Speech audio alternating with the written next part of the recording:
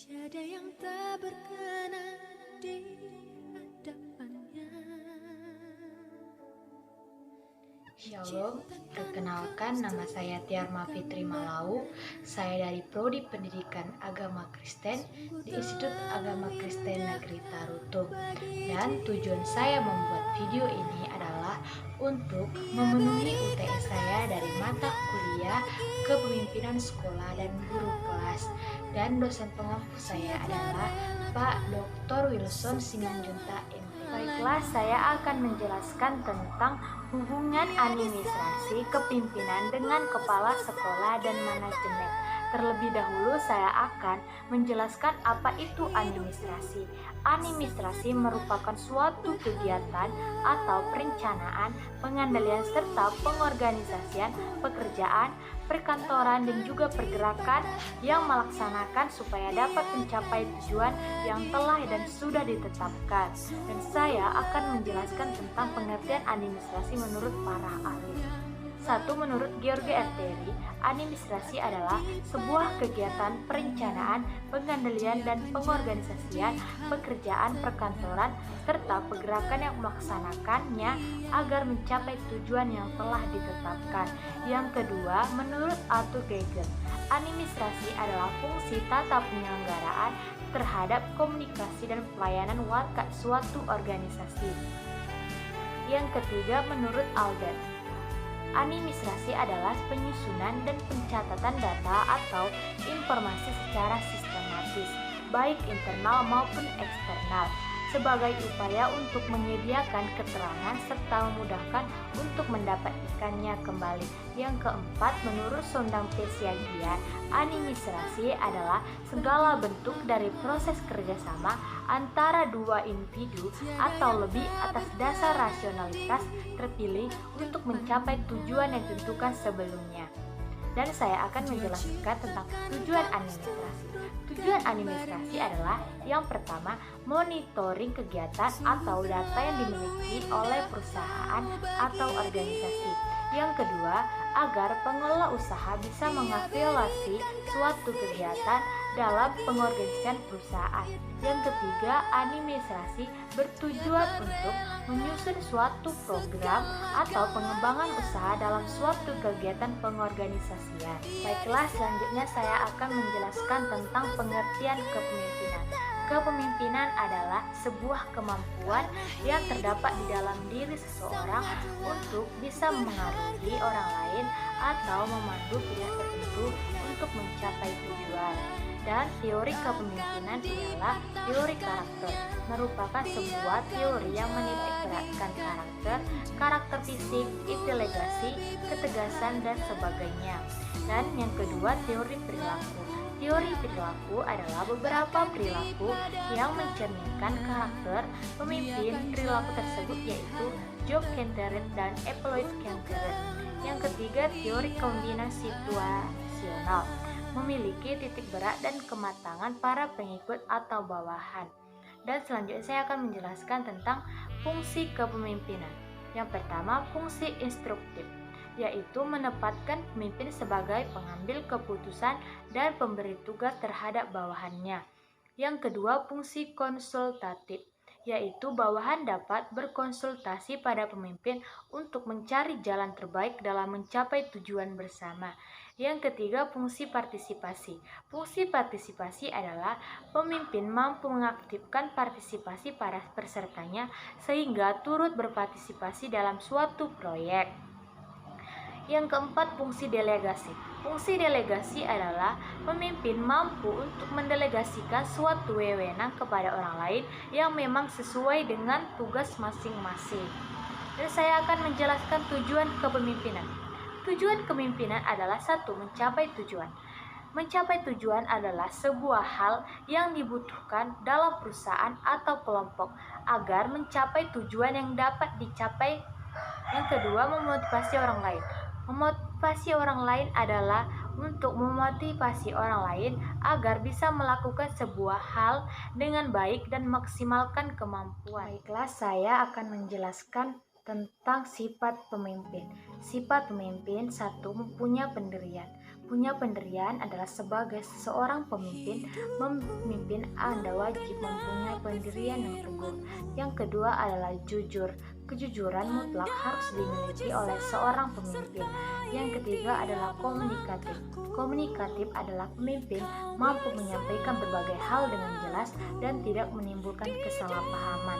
Yang keempat adalah terbuka terhadap pendapat. Terbuka terhadap pendapat ini ialah seseorang boleh menjadi cerdas, tetapi percuma apabila mereka tidak terbuka terhadap ilmu dan juga pendapat baru. Yang kelima adalah tidak mudah iri. Tidak mudah iri ini adalah pemimpin yang baik harus mengapresiasi bawahannya atas sesuatu yang sukses. Yang keenam adalah visioner. Visioner adalah kemampuan menganalisis dan bisa merencanakan berbagai hal. Yang ketujuh adalah sabar. Sabar adalah pemimpin yang sabar tidak akan pernah menyerah. Dan selanjutnya saya akan menjelaskan macam-macam gaya kepemimpinan. Macam-macam gaya kepemimpinan adalah mempunyai 4. Yang satu adalah kepemimpinan autokratis. Kepemimpinan autokratis adalah pemimpin yang dominan dalam berbagai hal, tindakan, dan juga keputusan yang diambil. Yang kedua adalah kepemimpinan birokrasi. Kepemimpinan birokrasi adalah mengatur berbagai macam hal sistematis dalam kantor, pemerintahan, atau perusahaan. Yang ketiga adalah kepemimpinan partisipatif. Kepemimpinan partisipatif adalah memberikan pandangan baru dan sesuai dengan tujuan yang ingin dicapai. Yang keempat adalah kepemimpinan delegatif. Kepemimpinan delegatif adalah para bawahan diberikan kebebasan oleh para pemimpin. Dan saya akan menjelaskan tentang pengertian manajemen.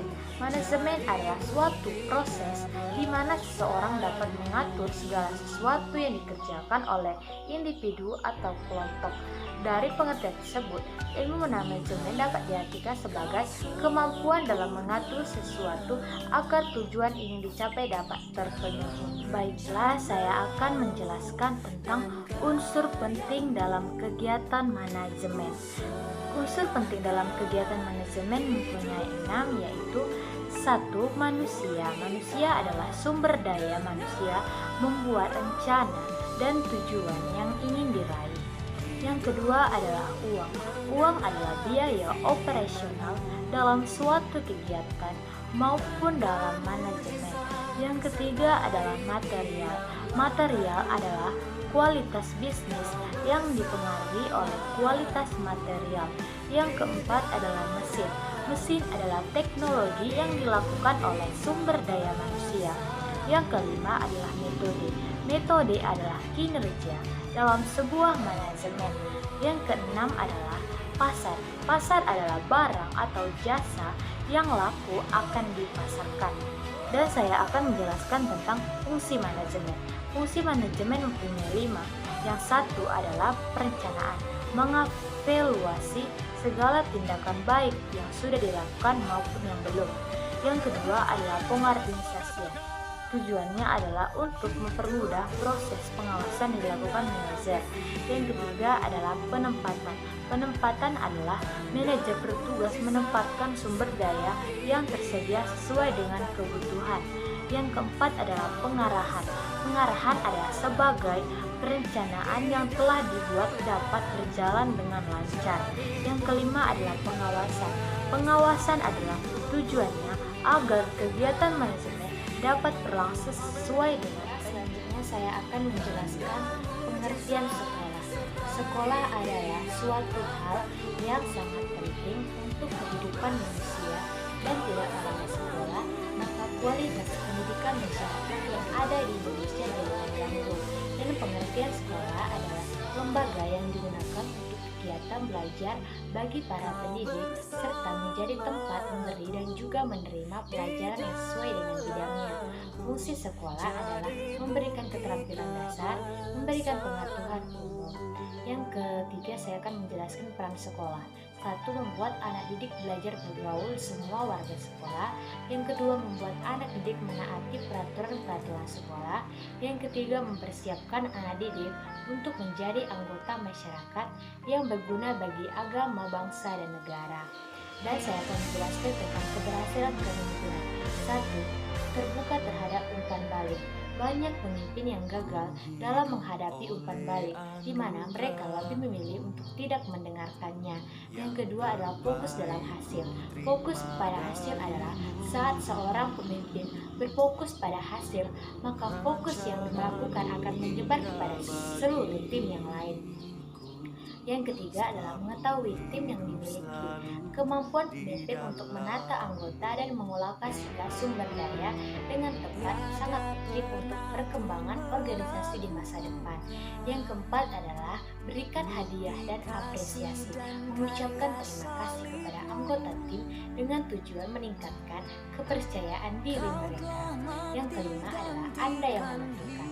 Kemampuan untuk menentukan adalah kualitas yang paling penting dimiliki oleh seorang pemimpin. Dan saya akan menjelaskan hubungan administrasi kepemimpinan dengan kepala sekolah dan manajemen. Hubungan administrasi dan manajemen adalah: 1. Dalam penerapan administrasi dan manajemen tidak dapat dipersatukan, hanya kegiatan yang dapat dibedakan. Yang kedua adalah administrasi bersifat konsep, menentukan tujuan, kebijaksanaan umum secara menyeluruh, sedangkan manajemen sebagai konsep yang bertugas melaksanakan sebuah kegiatan untuk mencapai tujuan dan kebijaksanaan yang sudah tertentu pada tingkat administrasi. Yang ketiga adalah administrasi lebih luas daripada manajemen, karena manajemen sebagai salah satu unsur dan merupakan inti dari administrasi sebagai pelaksana yang bersifat operasional, melainkan mengatur tindakan pelaksanaan oleh sekelompok orang disebut adalah bawahan. Jadi dengan manajemen, administrasi tidak mencapai tujuan yang. Sekian hasil materi saya tentang hubungan administrasi sekolah dan manajemen. Terima kasih, shalom.